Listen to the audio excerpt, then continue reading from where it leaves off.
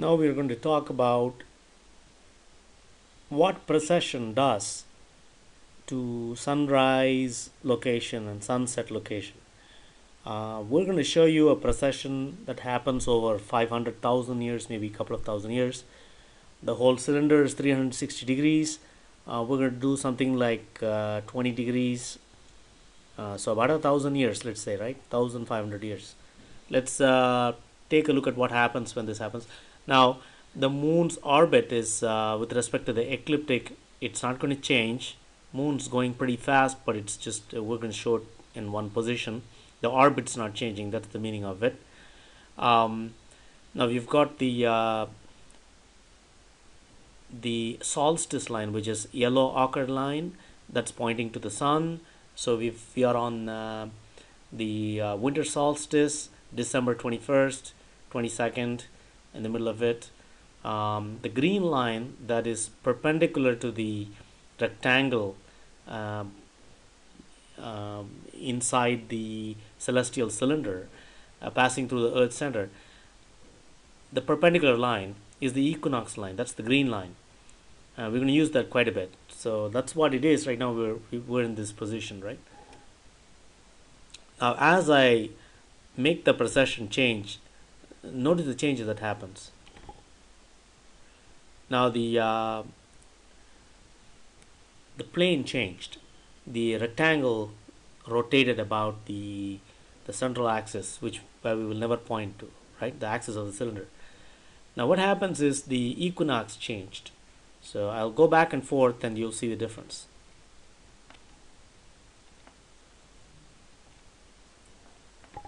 Now the equinox moved a little bit, but the solstice line moved quite a bit.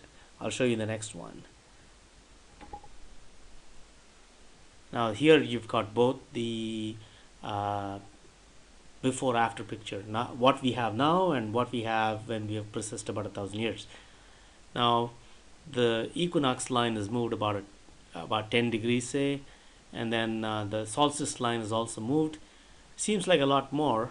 We don't know why that is. It could be the 3D of it. Let's see what that is. But so looking at the current position, where are we? I mean, so we are, let's say, December 21st on after the precession. Where's the sun gonna be? The sun, we're moving in the direction of the green line. Green line is the equinox line. It's the tangent to the Earth's orbit around the sun on the ecliptic. I haven't shown that, but that's what it is. So we're moving in the direction of the equinox. Now let's see where we are. So we are on December 21st. For the sun to really be in the direction of the solstice line, it's going to be a bit more, right? So sun is going to be, so let's say about 12 days more, the sun, the yellow ochre line will point in the direction of the sun in general. So that's what it should be, because the equinox only moved that much, right? So let's go back. Here we say equinox is April 5th now, and solstice is Jan 5th. But then we're still, so go back. Now here is where we are in this same orientation. We haven't changed our calendar, right? We haven't changed. So December 21st is December 21st. The sun was pointing. Now it is not pointing. It's we are still not at the shortest day. So a few more days later we will be at the shortest day. So we are moving. The Earth is moving in the direction of the green line, right? Now, next, we notice the big change that happened in the angle in the solstice line. Now that is because of two things. One is the same angular shift that happened on the plane that we're on the ecliptic that we're talking about. But then also you notice that on the far right on top we've got a red arrow that shows that the Earth actually, with respect to the ecliptic, the Earth actually dipped. The North Pole actually got drenched the other side, and so it's dipped a little bit. So it's the same way on this side, the solstice line also like went up. So what does that mean? That means the angle at which the sun is going to show is going to change. The angle at which the sun will rise to its maximum point on a solstice day, winter solstice day, is going to change. So let's go to the next one and see what we really mean. So this is, let's assume that on the crease of the tennis ball we've got Washington, and that's the gray target sign that's there.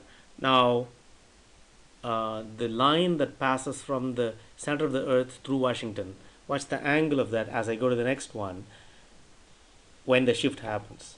Now that's what happened. Now, so the earth rolled back, which means the angle, you notice the angle between the blue line and the gray line that's feeding to the sun, right? Now as I move, you will see that angle changed. It basically became more. What does that really mean? So the sun's position is going to change in the sky. Yes, it's going to change in the sky. The next picture is going to give us a bit more explanation. Now this is our solstice picture. We've got the sun at solstice, winter solstice. North America is pretty high. This is a before-after picture where the after is to the left and before is to the right. Now let's talk about the before picture. We've got Washington, Seattle, Washington, and the dotted white line is the horizon, and the straight yellow line is the direction at which the sun is seen. Now that's the maximum point on winter solstice day. And the green line, and what is it? We know what it is. It can be calculated, and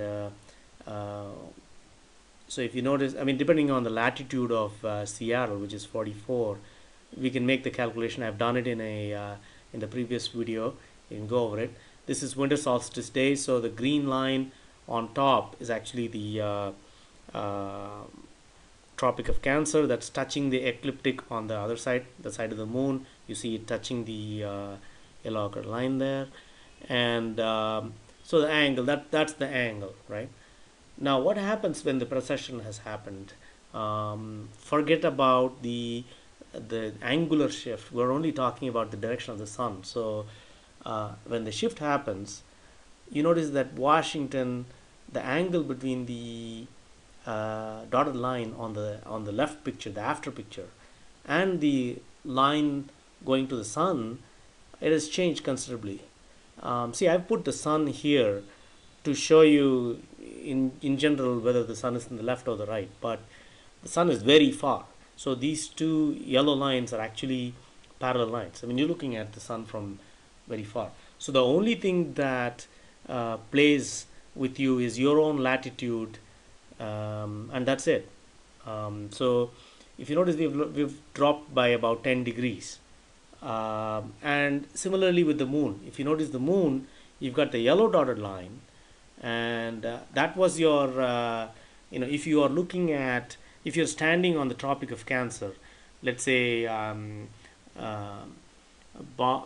Baja California, or in India it would be the Vindhya Mountains, right? The moon will appear north of the ecliptic by 5 degrees, right, on this day. Now if you go to the next picture, there's quite a dip there, which means if you're standing on standing and watching the ecliptic, you're actually angled to the ecliptic. Ecliptic itself is about 10 degrees away, so it's not going to be 5 degrees north of your nadir. It's going to be like 17 degrees north of your nadir. So in my next video I'll explain a bit more about what the changes are, but let's just look at the sun's rising angles, right? Now here we are, December 21st of this year, right? Winter solstice. Sun is pretty bright, and it rose in the leftmost point and then set in the rightmost point. Everything is symmetrical. We've got the sun at its top angle. Now after precession, right, we're still looking at December 21st, which is not the solstice, by the way. This is not the winter solstice. The winter solstice is yet to come because it's January 5th or 6th. We are at December 21st, so we've got another 10 days to go, right? Now that is why I'm showing you in the second sun. The sun is a little weaker because the angle at which the sun's rays are coming are more slant, and meaning we're not getting much light. The sun's not weak, but we're not getting much light. We're getting tangential light, and the sun on December 21st, I'm not showing you where it will be. I'm just showing you that you need to rotate a bit more, orient yourself towards the sun a bit more to get into solstice position. We're not at solstice position today. So this picture is with reference to December 21st. So in the next video, we'll talk about how this Tropic of Cancer, Tropic of Capricorn sort of go up and down, and where the energies are spent, and why the equatorial region will cool down during this sort of precession, and why the poles will pick up more heat, and what happens with that, right? And there are some historical scenarios, some epics in Hinduism.